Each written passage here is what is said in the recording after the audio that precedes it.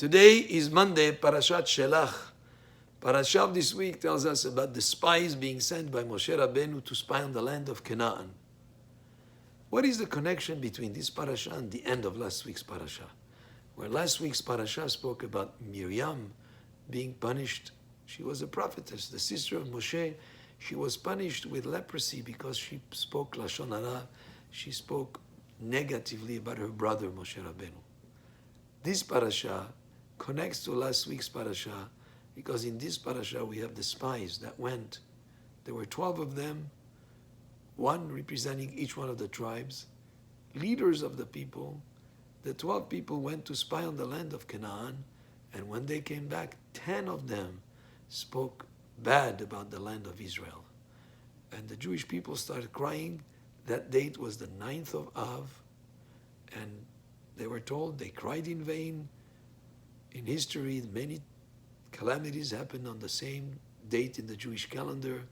The destruction of the temple happened, first one and the second one, on the 9th of Av. It could have been a day of celebration. They could have come back and said positive things about the land of Israel, and it could have been a day to celebrate rather than a day of sorrow and crying.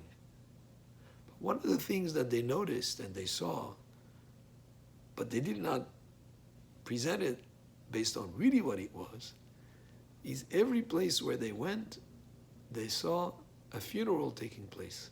So when they came back, they said, Eretz ochelet yoshvei. It's a land that devours its inhabitants. Every place we went, there was a funeral. It must be that this place is not a good place to live in. What they did not perceive is actually that was a blessing in disguise. When you have spies coming to a place, they don't speak the same language maybe, they don't sound the same, they may not dress the same, they could be noticed and be at risk. Hashem protected them by making sure there would be a funeral in every place.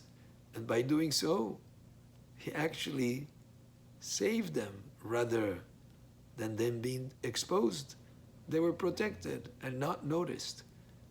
They misinterpreted what they noticed. They did not perceive it correctly, and they came back and spoke negatively as one of the things that they said. And 10 out of the 12 spoke that way. Yoshua bin Nun and Caleb ben Yefuneh spoke only positively. But this idea of speaking negatively and saying Lashon Hara, and whether it's Miriam or these people coming back from Israel, it's a very destructive thing. Speaking bad about people, speaking bad about, in this case, the land of Israel. And nowadays, with the internet and social media, and this whole idea of Lashon Hara has been given nuclear power. It can spread so fast and can be so destructive across oceans.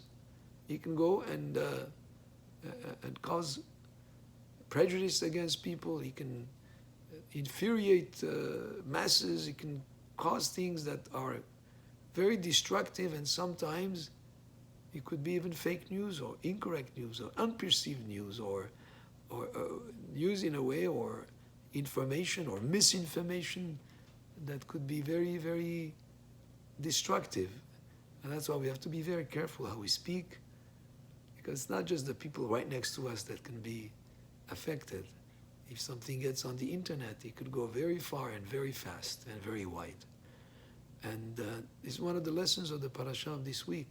It was an unfortunate thing that happened, that they came back and spoke bad about the land of Israel. They caused despair amongst the nation, people crying and worried about going to this land. And unfortunately, that date was the 9th of Av, as we mentioned, a date that had the destruction of the first and the second temple. And both the end of last week's parasha and this week's parasha speak about the negative effect of Lashon Hara, and we have to be very careful with our speech. Baruch Adonai le'olam, amen ve'amen.